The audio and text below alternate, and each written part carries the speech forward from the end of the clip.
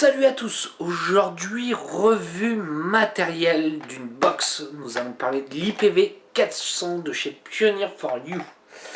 Alors, comme d'habitude, on va aller voir en gros plan, on va aller voir un peu le look de la box, puisqu'on voit quand même qu'elle a plutôt bien changé. On va aller voir si elle est pas si mal que ça cette box, ses défauts, ses qualités, donc à tout de suite en gros plan.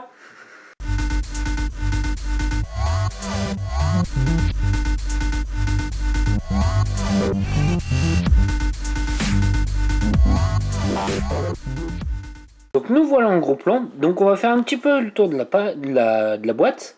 Donc IPv400, la marque.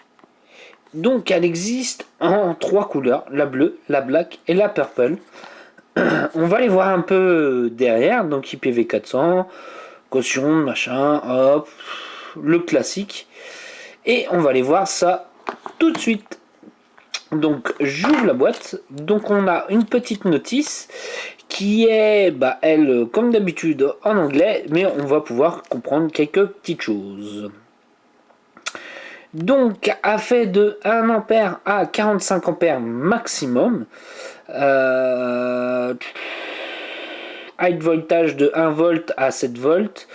Faut savoir, alors c'est IPv400, c'est pas 400 watts, j'entends tout de suite dire est-ce qu'elle fait 400 watts? Non, c'est une 200 watts avec un chipset de chez II, le SX330F4. Donc elle fait le contrôle de température, exactement, a fait le SS304, le NI200 et le Titan, ce qui est déjà les fils les plus répandus. Apprend les résistances à partir de 0,15 ohm à 3 ohms en Cantal. Sinon, en contrôle de température, apprend à partir de 0,05 ohm jusqu'à 1,5 ohm, ce qui est déjà bien. Donc après, on continue un petit peu, hein, ça reste toujours la notice de blablabla, blablabla, blablabla. Hop, allez, zou, ça c'est fait. Donc, nous avons la petite box, et là, on va aller voir ce qu'il y a en dessous. Donc, en dessous, qu'est-ce que nous avons? Nous avons un petit câble USB. On peut recharger. C'est pas fait pour recharger. Ça va être plus pour s'il va y avoir des mises à jour, ce genre de choses. C'est là, je pense que ça sera plus fait pour ça. Et je pense que ce qui est le plus intéressant, c'est d'aller voir la petite box. Alors, la box est en plastique. Ça, je le dis tout de suite. C'est du plastique. Alors, elle a des avantages, elle a des inconvénients. On va faire le tour un peu ensemble. Alors, son design. Son design, pour moi, ça Pioneer for You a tout changé. Hein, ça n'a plus rien à voir par rapport à l'IPv5 et à l'IPv4. Là, on est quand même sur une box qui est beaucoup plus petite. On est plus petit qu'une cuboïde. Par contre, il y a des finitions qui me font un peu mal.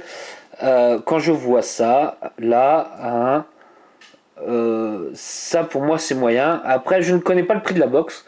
Avoir le prix de la box, est-ce que après les finitions se justifieraient? Pourquoi pas. Alors, le 510 est sur ressort.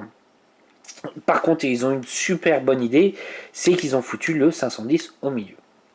Pourquoi je dis que c'est une bonne idée? Il te l'aurait foutu là, juste là, sur le côté. Le problème, c'est que tu mets un atto en 24, bah t'es pas flush, ça dépasse. Là, l'avantage, c'est que si on met par exemple un petit goon, qui est un atto en 24 mm, hop, voilà, et bah on ne dépasse pas. Par exemple, un Kennedy 25, ça pourra aller sans problème. Sans problème. Alors, on va aller voir un petit peu la trappe à accu. Plastique encore. Attention à la trappe. Pour moi, je dirais franchement, attention à la trappe. Ça risque de casser assez facilement. Les accus sont en série, hein, un plus, un moins de chaque côté. Et là, on va aller voir un petit peu comment on fait la mise en route de la box. Donc, on va cliquer 5 fois assez rapidement. 1, 2, 3, 4, 5. Et là, on a Pioneer qui s'affiche. IPv400. Et après, on appuie sur écran. Donc là, je me suis mis en watts. Je ferai pas une description du chipset II350, SX350. Il y en a qui le font beaucoup mieux que moi. Ça reste un chipset qui est pas si mal que ça. Euh, Après, si on aime ou on n'aime pas II, voilà. Moi, je sais que ça me dérange pas, mais j'ai une tendance pour le DNA 200, honnêtement.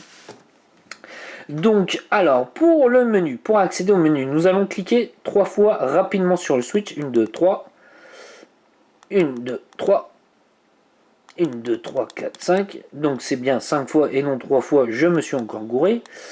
Donc, system off. Donc, si on appuie sur une des deux, ça permet d'éteindre la box. Power mode, oui, puisque nous sommes en watts. La version, donc, nous sommes sur un II SX330. C'est bien ce que je disais. Hop. Exit, c'est pour sortir du menu.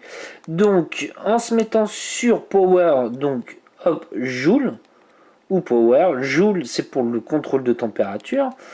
Donc voilà, hop, version, exit, et voilà, tout simplement. Alors, j'ai essayé le contrôle de température avec du fil. Ça fonctionne plutôt pas mal. Il a plutôt un beau contrôle de température dans l'ensemble. Donc ici nous avons la prise. Moi je trouve ça dommage qu'il ne l'ait pas mis ici à ce niveau là. Bon après je pense que ça doit être au niveau du câblage de la box. Je pense que c'est à cause de ça. Allez, on se revoit en plan large pour voir un peu les défauts et les avantages. Donc nous revoilà. Alors qu'est-ce que je pense un peu de cette box là? C'est une box je t'aime moi non plus. C'est-à-dire que je l'aime bien, j'aime bien son look.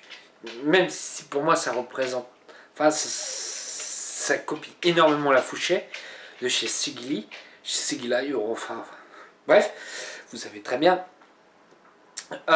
Dommage qu'elle soit entièrement en plastique. Par contre, moi j'aime beaucoup ses avantages. Elle est vraiment compacte, elle prend vraiment pas beaucoup de place. Son 510 qui est au milieu, le chipset qui est pas trop mal. On est sur un, je vais me répéter encore, un SX330, mais qui est plutôt un bon chipset. Voilà, je reste mitigé sur cette box là. À voir dans le temps. La trappe à accum, honnêtement, me fait très peur. Je pense qu'il va y avoir beaucoup de retours SAV sur ça. Sinon, après les finitions, voilà, ça va dépendre du prix de la box. Honnêtement, je ne sais pas le prix de la box.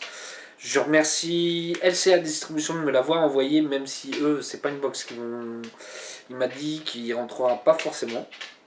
Donc voilà. Allez, sur ce, moi je vous souhaite une bonne journée, une bonne soirée ou un bon week-end. Allez, salut à tous!